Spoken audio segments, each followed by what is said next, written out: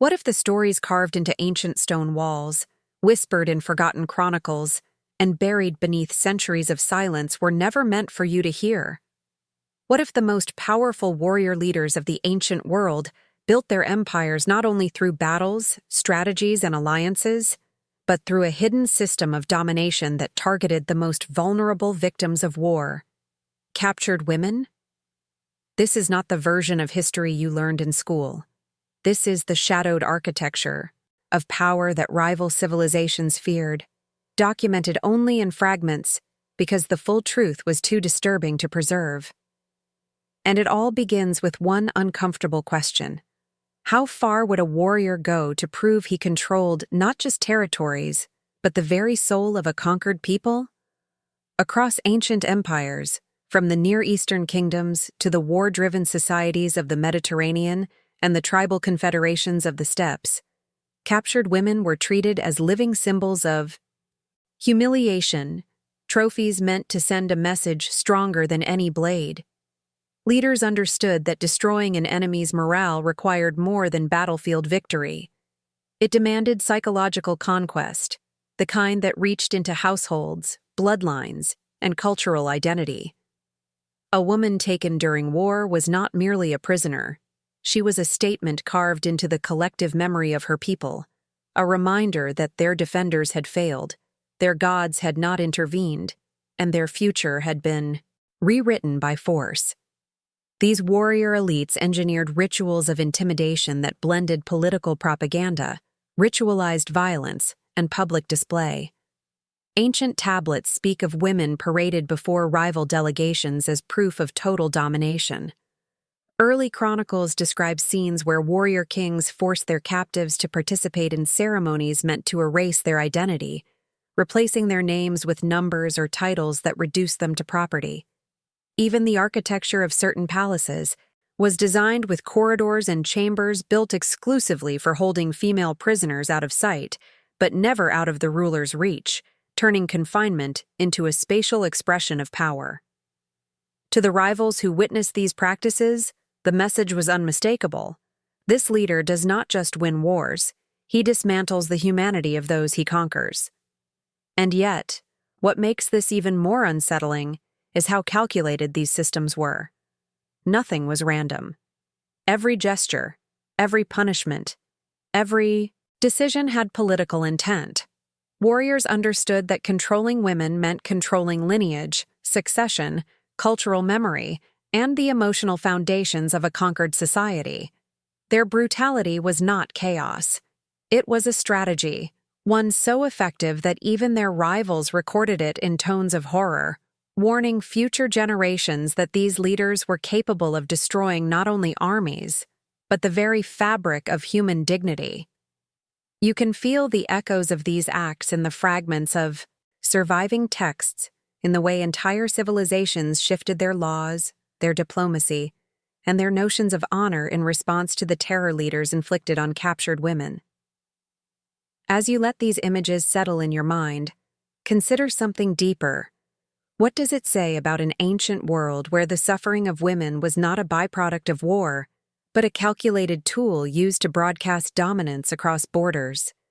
These aren't just stories of cruelty. They're blueprints of power, revealing a hidden layer of ancient warfare that shaped the psychology of empires. If this opening already challenges the history you thought you knew, share your thoughts in the comments. Tell me what shocked you the most. Remember to like the video, and check whether you're subscribed so you don't miss what comes next, because the truth buried beneath these chronicles only grows darker as we continue forward, pulling us deeper into the world these warrior leaders tried so hard to control. The deeper you look into the historical record, the clearer it becomes that the use of captured women as instruments of political, psychological, and military power was not an exception, but a recurring pattern across ancient civilizations. The strategy evolved differently depending on the culture, yet the intent remained disturbingly consistent: to transform female captives into symbols of dominance whose suffering served military objectives long after the battles had ended. In societies where warfare shaped identity, status, and leadership. The treatment of captured women became a language of power understood by every rival state.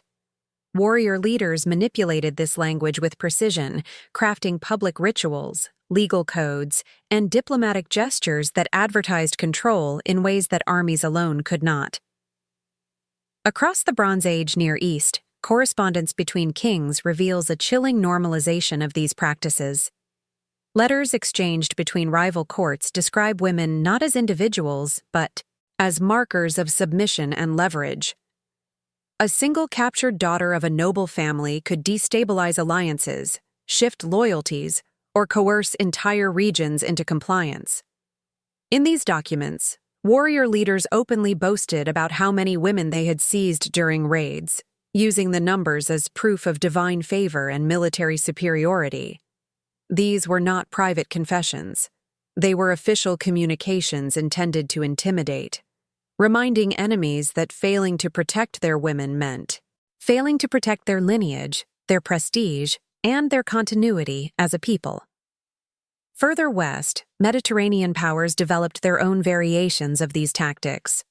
Some leaders forced captured women to participate in public ceremonies designed to demonstrate victory, not just over individuals, but over entire cultural identities. A woman taken from a defeated tribe might be displayed wearing altered garments, forced to enact the victory narrative crafted by her captors. The act was theatrical, deliberate, and psychologically engineered, turning her body into a stage upon which the ambitions of warrior elites were projected. Her identity was rewritten in front of spectators, from free member of her society to a living testament of another leader's dominance. Rivals understood the message immediately, because they knew it could easily be their women standing in that same place.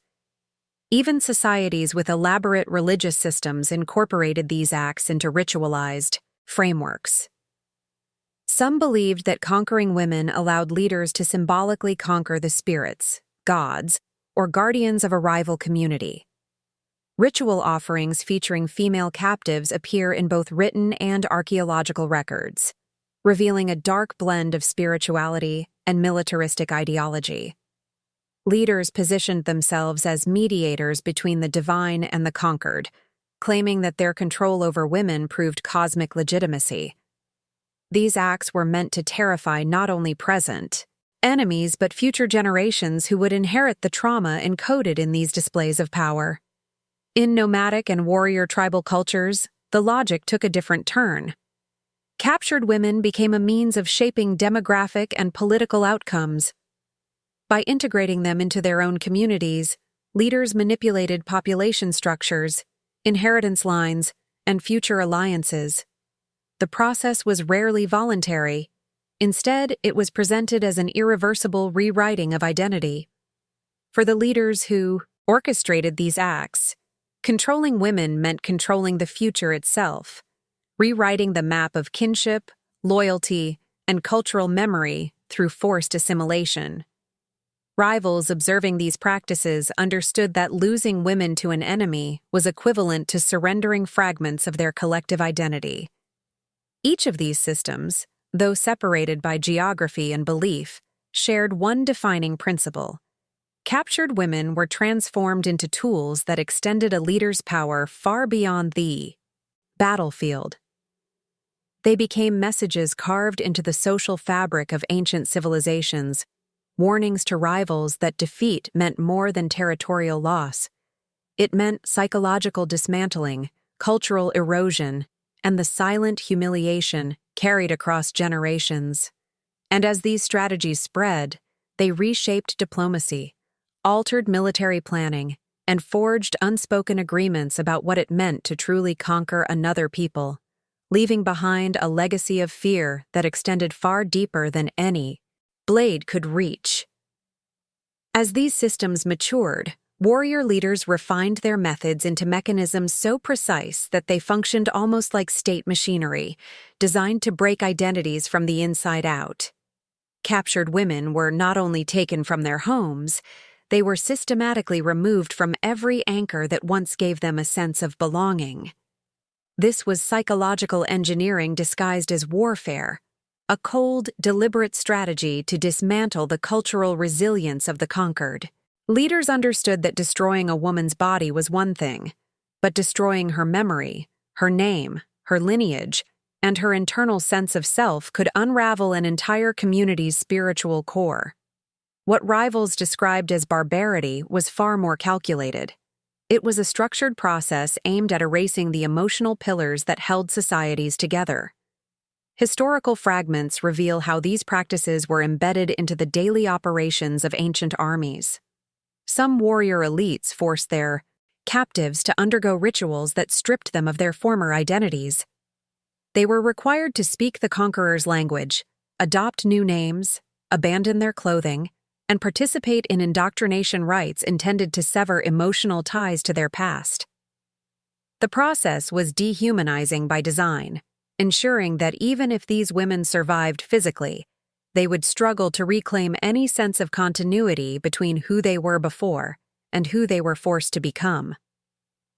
This identity fracturing became one of the most effective tools for leaders seeking not just to win battles, but to dissolve the very foundations of the societies they conquered.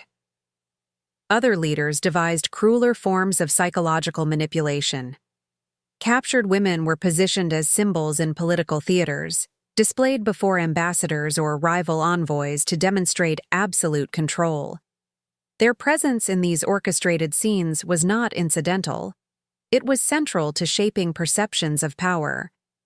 Rivals who witnessed these moments understood immediately that the leader conducting such displays did not merely intend to dominate, they intended to reshape the hierarchy of fear itself.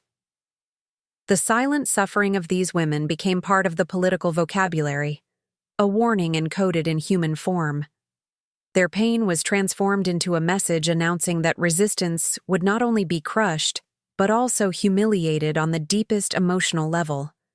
In some cultures, warrior leaders developed multi-stage systems meant to extract total submission. Women were separated according to age, origin, or perceived value, each category subjected to different forms of psychological conditioning. Some were isolated for long periods, deprived of speech, companionship, and familiar sensory cues until their identities blurred into confusion. Others were forced into roles that contradicted everything they once believed, coerced into performing tasks that shattered their cultural and spiritual principles. These acts were not random cruelty. They were the execution of a carefully cultivated strategy designed to turn captured women into living proof that resistance was futile. The most devastating aspect of these systems was the way they targeted memory. Leaders realized that if a woman could be made to forget her past, her community could be made to forget its own strength. Ritualized degradation, forced assimilation, indoctrination cycles, and symbolic displays were all calibrated to erode the internal landscapes of these captives. By controlling what they remembered and what they were allowed to become, warrior elites gained influence over the psychological continuity of entire populations. This was conquest extended into the realm of identity, a form of warfare waged not with weapons, but with the slow destruction of a person's sense of self. And it reshaped the way civilizations understood power, fear, and the brutal effectiveness of targeting those who carried the cultural heartbeat of their people. As these systems of psychological domination expanded, warrior leaders began to transform captured women into a form of political currency, shaping their roles in ways that extended far beyond immediate displays of power. The captives became instruments through which leaders negotiated alliances, punished enemies, rewarded loyalty, and reshaped the internal structure of their own societies. A single woman could represent the collapse of an entire lineage, while a group of captives could be used to manipulate rival tribes or intimidate future adversaries. Their presence within a leader's retinue became a signal that victory had not only been achieved, but fully absorbed into the social and political body of the conqueror's world. In many cultures, these women were distributed according to a hierarchy that revealed exactly how the warrior elite understood dominance. Some were given to loyal commanders as symbols of trust and authority. Others were kept in isolated quarters within fortress complexes, where they served as reminders of conquests that defined a leader's legacy. There were also those who were forced into ritual roles, positioned within ceremonies that marked transitions of power, celebrations of military success, or the inauguration of new alliances. The practice was not merely symbolic, it was systemic, integrating the bodies and identities of captured women into the political fabric of the ruling elite. Diplomatic correspondence from ancient kingdoms reveals that leaders often sent groups of captured women as gifts to foreign courts, disguising coercion as generosity. These exchanges were meant to bind rival powers into unspoken contracts of humiliation and dependency. Accepting these women meant accepting the conqueror's superiority. Rejecting them invited hostility. In both scenarios, the women themselves were trapped in a cycle of exploitation that erased their original identities and replaced them with political labels they never chose. Their lives became strategic tools, carried across borders like trophies, but treated as living guarantees of submission. Within the societies of the conquerors, the presence of these women also served another purpose: reinforcing internal cohesion. Warrior elites used them to remind their own people of the benefits of obedience and the consequences of defiance. A leader who returned from battle accompanied by women taken from a rival settlement stood before his people embodying victory, strength, and dominance. It was a visual spectacle crafted to maintain loyalty and to discourage dissent. The control exerted over these captives became part of the ruler's myth, woven into stories, songs, and public memory until it shaped the collective understanding of what power meant. And yet, beneath all these layers of political utility, the transformation of captured women into currency carried another, deeper implication. It allowed leaders to extend their influence into future generations, altering kinship lines, manipulating inheritance structures, and ensuring that the legacy of conquest lived on in ways that could not be easily undone. By controlling the fate of these women, they controlled the narrative that their children and grandchildren would inherit. They reshaped entire communities, embedding the trauma of conquest into the bloodline itself. This was not a temporary display of strength, but a long-term strategy that infiltrated the cultural DNA of both. Conquerors and conquered, leaving scars that persisted long after the warrior who orchestrated them was gone.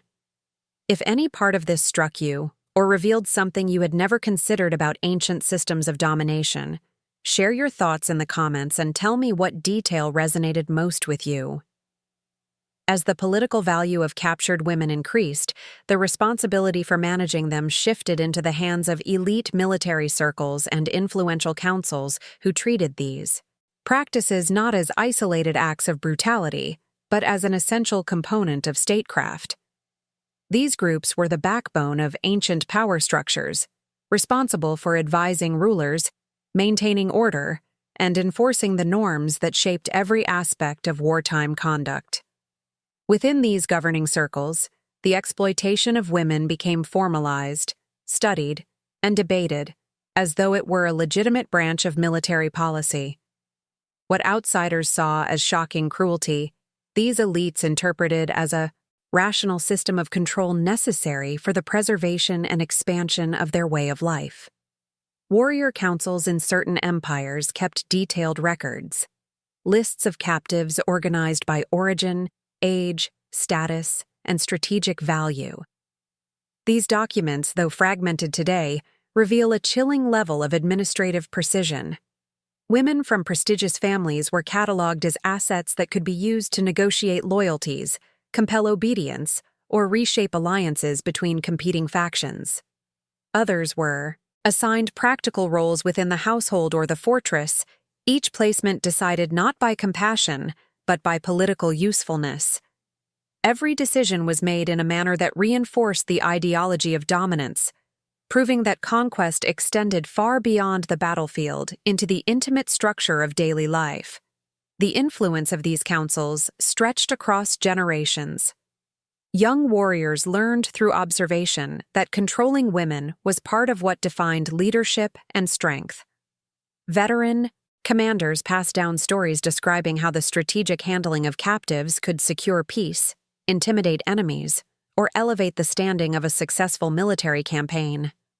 Over time, these narratives hardened into tradition, becoming embedded within the identity of the warrior class. From their perspective, women were not individuals, but resources, extensions of the territories and populations they claimed as their due. It was a worldview shaped by conquest, reinforced by hierarchy, and transmitted through rituals that celebrated domination as a virtue. In some societies, the involvement of religious authorities added another layer of legitimacy to these acts. Priests, prophets, or diviners often blessed the distribution of captives, framing the process as a sacred reinforcement of divine will. Ritual language transformed the suffering of women into symbols of cosmic order, suggesting that their fate was not only inevitable, but morally justified. This fusion of military and spiritual authority created an environment in which questioning these practices was nearly impossible. To challenge them was to challenge the social, political, and religious foundations of the entire civilization. Even the architecture of military compounds reflected this institutionalization. Fortress interiors were designed with sections specifically reserved for the management and containment of women, hidden from public view yet integrated into the daily rhythms of elite life. Some structures included hallways that prevented captives from seeing one another, minimizing the chances of shared identity or collective resistance. Others incorporated observation chambers where leaders could present their captives to visiting dignitaries, turning these women into silent proof of military achievement. This material evidence shows just how deeply the system was woven into the physical spaces where decisions of war and governance were made. What made the involvement of military elites so devastating was the way their authority normalized what should have been unthinkable. When commanders, generals, and council members agreed that the treatment of captured women was essential for social stability, the entire society adapted around that belief. Laws were written to support it, stories were told to glorify it, and younger generations grew up seeing it as an unquestioned component of power. The machine of domination did not operate in the shadows. It was maintained in daylight, upheld by the very men entrusted with safeguarding their civilization, leaving deep scars on the lives of countless women whose suffering was absorbed into the political logic of the age. As these practices became ingrained within military and political institutions, entire societies began to absorb the moral consequences of living under systems that normalized the suffering of captured women. What started as wartime strategy gradually transformed into a cultural framework that shaped how people understood power, loyalty, and identity. Ordinary citizens, witnessing the constant presence of captives within elite households and fortress complexes, internalized the idea that dominance was a natural extension of authority. The cruelty embedded in the actions of warrior leaders did not remain confined to the upper echelons of society. It seeped downward, altering the expectations and behaviors of the population until the line between survival and complicity blurred into a single, indistinguishable truth. The transformation was subtle at first. Stories circulated in marketplaces and communal gatherings, praising leaders who returned from campaigns accompanied by women taken from rival tribes. Poets and storytellers, under the patronage of warrior elites, crafted narratives portraying these acts as heroic demonstrations of victory. The tales reshaped cultural memory, filtering out the agony of the captives and amplifying the glory of those who seized them. Over time, these stories became the foundation on which young people built their understanding of strength, creating a cycle in which violence against women was not an aberration, but a celebrated confirmation of masculine dominance. Religious traditions were influenced as well. Each generation added new layers of interpretation to rituals that once held different meanings. Captivity, assimilation, and exploitation were reframed not as moral failures, but as reflections of cosmic order, woven into myths that traced divine approval for acts carried out in the name of conquest. Priests and spiritual leaders, pressured by political authorities or shaped by the prevailing worldview, began incorporating this ideology into ceremonial life. Sanctuaries became spaces where the suffering of captives was erased or reinterpreted, reinforcing the notion that victory justified every method used to secure it. Legal systems followed, codifying the treatment of captured women in ways that revealed how deeply society had been altered. Rules governing inheritance, marriage, property, and social status shifted to accommodate the presence of these women within households. Laws protected the interests of conquerors while granting no rights to the women themselves, rendering their experiences invisible. These legal frameworks were presented as necessary stabilizing forces, yet they quietly institutionalized the trauma of generations, building an unspoken expectation that women taken in war would remain silent, unseen, and unprotected. Even domestic spaces reflected the psychological shift. In homes across different regions, families learned to measure their security by their proximity to power. Some sought favor from local leaders by adopting their values, echoing the rhetoric that justified violence. Others lived in constant fear, knowing that any display of dissent could draw the unwanted attention of elites accustomed to using human lives as bargaining tools. Across these households, women and girls learned to navigate a world where their safety depended on the whims of men influenced by the brutal codes of warfare. Yet beneath this seemingly stable social structure, cracks formed. Some members of society recoiled quietly from the brutality they witnessed, resisting in subtle ways. Through whispered stories that preserved the memory of the women who disappeared into fortress walls, or through hidden rituals meant to protect families from the moral decay surrounding them. But these acts of resistance were fragile, overshadowed by the overwhelming power of leaders who believed that their authority depended on their ability to dominate without hesitation. The weight of their choices shaped every corner of the civilization, embedding violence into its foundations and leaving a legacy of moral collapse that would echo long after the original warrior elites were gone. As the moral fabric of these societies eroded, the next phase of domination emerged: the systematic silencing and historical erasure of the women who had endured captivity. Warrior leaders understood that power did not end with the physical control of their victims. It depended on controlling the narrative long after the acts themselves were committed. This meant ensuring that the voices of these women never shaped the collective memory of the civilization. Their experiences were buried beneath layers of propaganda, ritual, and carefully curated historical records that favored the conquerors while erasing the humanity of those they had subdued. Over time, silence became another weapon, one as effective as any sword or decree.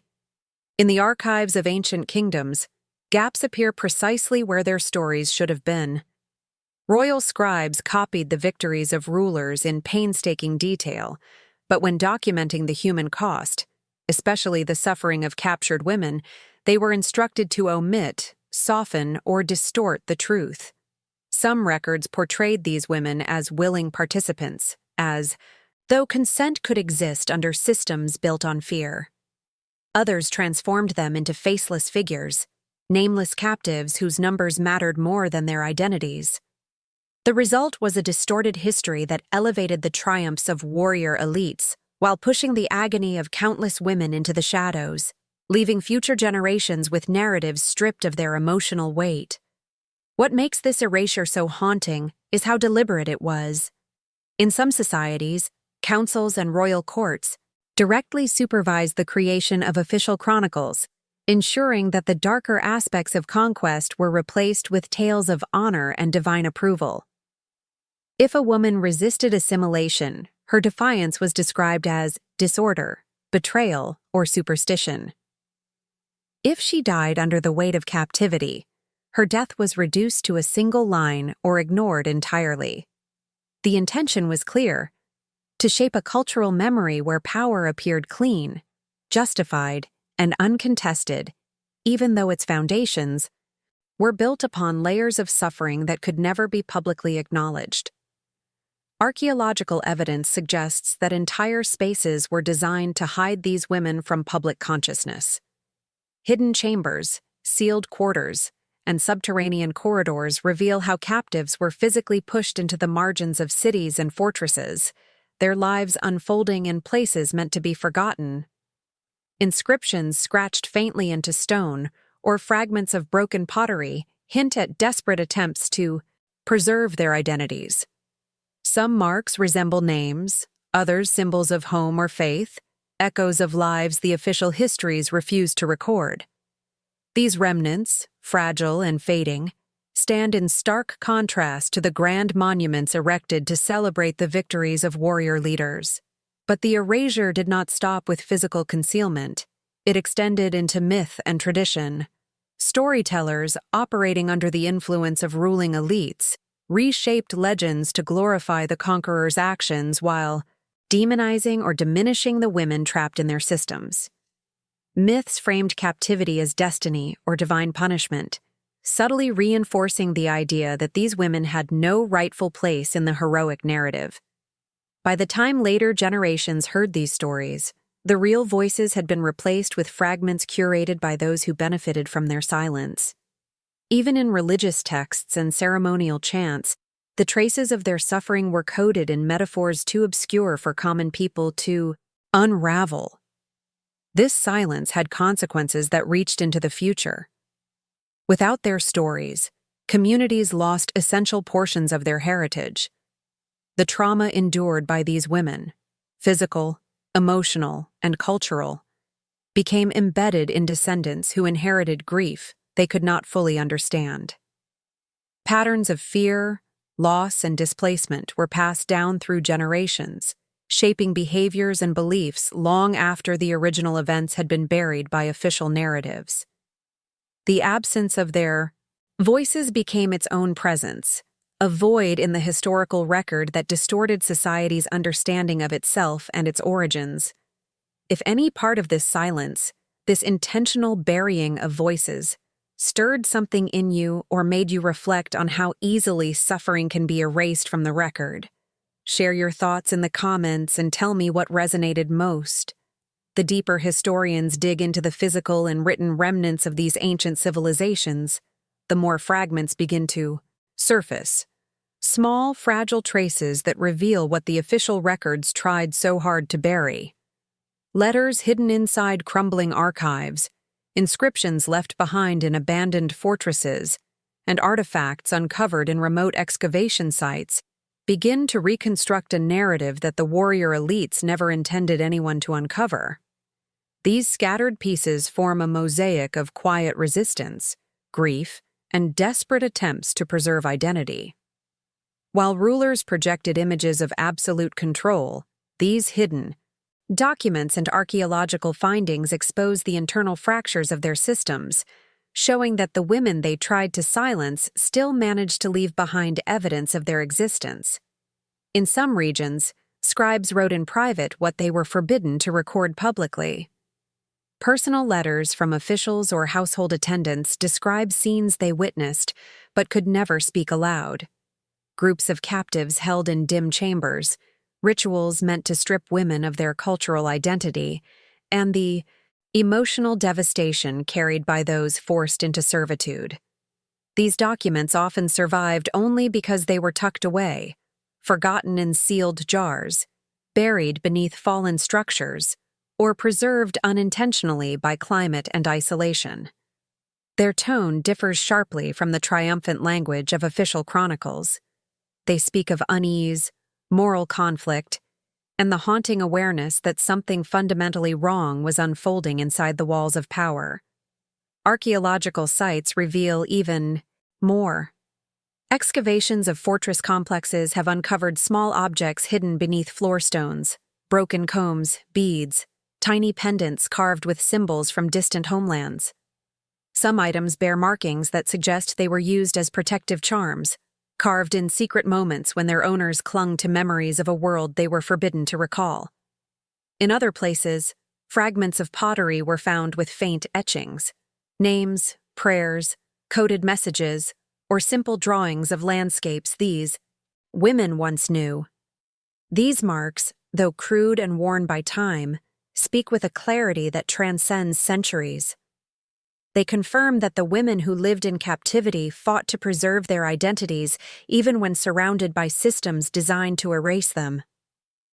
One of the most revealing discoveries comes from fortified compounds, where inscriptions were found on the interior surfaces of walls, lines scratched where only someone trapped inside could have reached.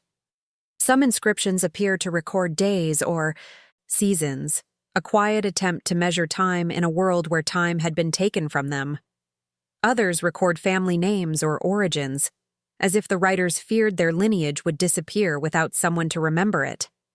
These inscriptions show how captivity forced these women to create their own forms of historical preservation, crafting a silent counter-history that contradicts the narratives warrior elites forced upon their societies.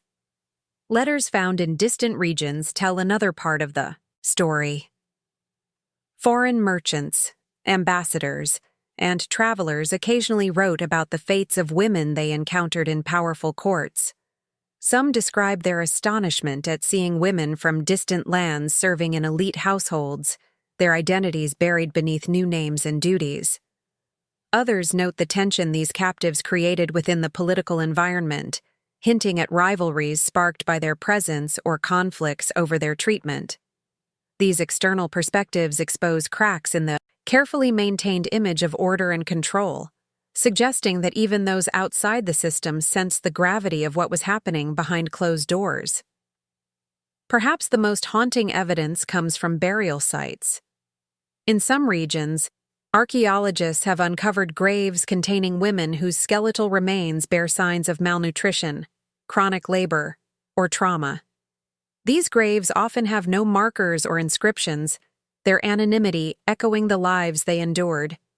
Yet the arrangement of certain graves or the presence of symbolic objects buried with them suggests that someone, perhaps another captive, perhaps a sympathetic servant, attempted to honor them despite the silence forced upon their lives. These burial sites reveal a mixture of sorrow and resilience, preserving fragments of humanity that escaped the reach of the conqueror's narratives. Every piece of evidence uncovered, from covert letters to hidden carvings, serves as a reminder that the women captured by warrior elites did not simply vanish into the silence imposed upon them. Their traces linger in the margins of history, refusing to be erased, revealing a truth far more complex and human than the carefully constructed versions preserved by those who sought to dominate the past. As more pieces of this buried history emerge, a stark realization begins to take shape. The treatment of captured women did not simply reflect the brutality of warrior elites. It shaped the evolution of power itself. Entire political systems grew around the assumption that women taken in war were tools for reinforcing domination. Their forced assimilation, their silence, and the rewriting of their identities became mechanisms that influenced inheritance structures, social hierarchies, and the ideological foundations of countless civilizations. What began as strategies of conquest gradually crystallized into cultural norms, embedding the logic of domination into the very structure of society. These practices created ripple effects that extended far beyond the lives of the women directly affected. When warriors seized female captives and integrated them into their households or political networks, they altered the balance of power within their own communities. Children born of these unions, whether voluntary or coerced, occupied ambiguous social positions. Some were elevated as symbols of alliance or proof of a leader's authority. Others were marginalized, stigmatized, or used as bargaining pieces in political negotiations. Their existence blurred traditional lines of lineage, forcing societies to adapt legal and cultural frameworks to accommodate identities shaped by violence and displacement. Over generations, these transformations produced new power structures that relied on systems originally built through coercion. laws emerged to regulate inheritance for children of mixed origin. Councils debated the legitimacy of bloodlines forged through conquest. Entire families rose or fell in status based on their proximity to women who had once been taken as captives. The effects of these policies rippled outward, quietly restructuring society in ways that few recognized at the time. Warrior leaders had reshaped not just borders, but the internal architecture of the civilizations they dominated. These patterns also influenced perceptions of gender and authority. As the roles of captured women were codified within legal and political spheres, societies developed rigid hierarchies that associated male strength with conquest and female identity with subjugation. This constructed dichotomy became a lens through which future generations interpreted their own relationships, responsibilities, and moral values. The normalization of these dynamics laid the groundwork for patriarchal systems that persisted long after the original warrior elites disappeared. What had begun as tactical decisions on the battlefield evolved into core assumptions about how societies should function. Religious and mythological systems absorbed these ideas as well. Stories that once celebrated cooperation or spiritual balance gradually shifted toward narratives that framed domination as a divine mandate. Deities associated with war and conquest were elevated, while feminine symbols of resilience were reinterpreted or overshadowed. Ceremonies once dedicated to honoring mutual protection transformed into rituals that glorified military triumph. Within these evolving traditions, the suffering of captured women became either mythologized beyond recognition or erased altogether, replaced with tales that reinforced the political needs of ruling classes. Even architecture reflected the legacy of these practices. Cities expanded with new quarters designed to house populations that had been forcibly integrated. Administrative buildings contained rooms designated for legal disputes related to inheritance, property, or the status of families affected by conquest. The physical layout of these cities mirrored the social stratification created by generations of assimilation and domination, embedding the consequences of these ancient practices into the daily movement and interactions of ordinary people. Over time, the psychological impact of this legacy became deeply rooted. Communities inherited generational trauma without understanding its origins. Families carried stories of displacement, fear, and survival that no official record acknowledged. Cultural norms formed around the quiet acceptance of inequality, shaped by centuries of power structures built on the exploitation of women whose histories had been severed from public memory. The echoes of these systems influenced everything from interpersonal relationships to political institutions, leaving a hidden imprint on societies that believed they had long since moved beyond the age of conquest. And yet, beneath the layers of official history and cultural tradition, the traces uncovered by archaeologists, scribes, and researchers show that these women never fully disappeared. Their silent resilience shaped the evolution of entire civilizations, even when their names were stripped from the record. The systems built upon their suffering did not simply define a moment in ancient warfare. They created long shadows that stretched across the centuries, shaping the foundations of the world that followed. As the weight of these hidden histories comes into focus, the final layer reveals itself in the form of a legacy that stretches far beyond the ancient world. The women who endured captivity, erasure, and forced assimilation left behind an imprint that shaped not only their own societies, but the emotional and psychological frameworks of civilizations that grew from the ruins of those conflicts. Their absence from official narratives did not prevent their experiences from influencing how communities understood fear, resilience, authority, and the fragile boundaries between identity and power. Even when reduced to silence, these women became silent architects of history, shaping generations in ways that rulers could never fully predict. You can see this influence in the cultural memories that survived at the edges of dominant narratives. Folk stories whispered across centuries tell of women who vanished after war, of mothers who carried hidden grief, of daughters who inherited a sense of displacement without knowing why. These stories traveled through time not as part of formal chronicles, but as emotional residues, shaping the way families interpreted loyalty, danger, and the threat of losing control over one's own fate. In these whispered fragments, you can feel the echo of lives rewritten by force, the intangible threads of trauma woven into the fabric of everyday life. In some regions, linguistic patterns preserve hints of this past. Words associated with captivity, displacement, or loss carry emotional tones that exceed their literal meanings. They reflect centuries of generational trauma passed down through communities that never understood the origins of their fears, but lived with the consequences nonetheless. These linguistic echoes reveal how deeply the experiences of captured women permeated cultural consciousness, subtly influencing the way societies viewed womanhood, vulnerability, and the intersections of power and morality.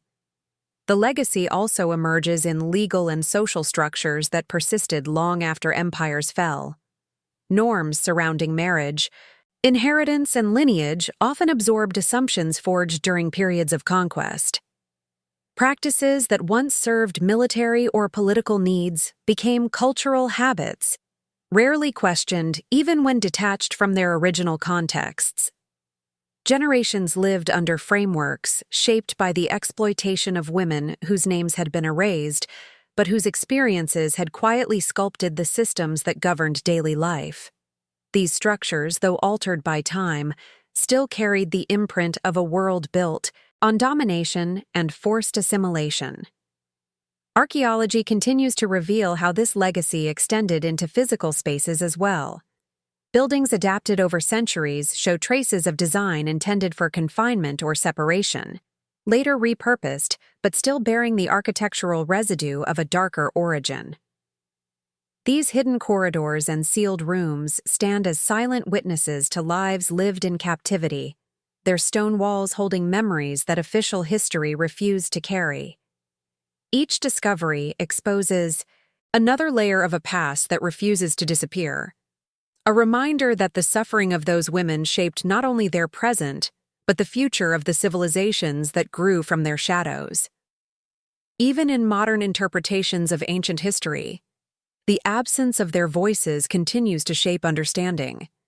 Scholars reconstruct narratives based on fragments, trying to restore the humanity that official documents deliberately concealed. The process reveals how much of the ancient world was shaped by the silencing of women whose lives were intertwined with the ambitions of warrior leaders. Their erasure became a tool of statecraft, but their endurance became a thread that survived in the cracks of historical memory, resisting complete extinction.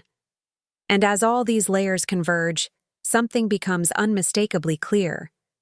The story of ancient civilizations cannot be fully understood without acknowledging the women whose suffering, resilience, and silent endurance shaped the path forward. Their legacy is not a footnote, but an invisible force that molded the emotional and moral landscape of entire cultures, influencing the values, fears, and identities that persisted long after the warrior elites faded from memory. Their presence lingers in the spaces where history left them out, challenging us to reconsider what we believe we know about the foundations of power and the cost of dominance. If you connected with this deeper look into the hidden structures that shaped ancient societies, leave a comment saying, "This message was for me." Make sure you are subscribed so you continue exploring these forgotten truths with me. Remember to like the video if this journey resonated with you. And when you are ready to keep uncovering what history tried to bury, there is another video here on the side waiting to take you further into the shadows of the past.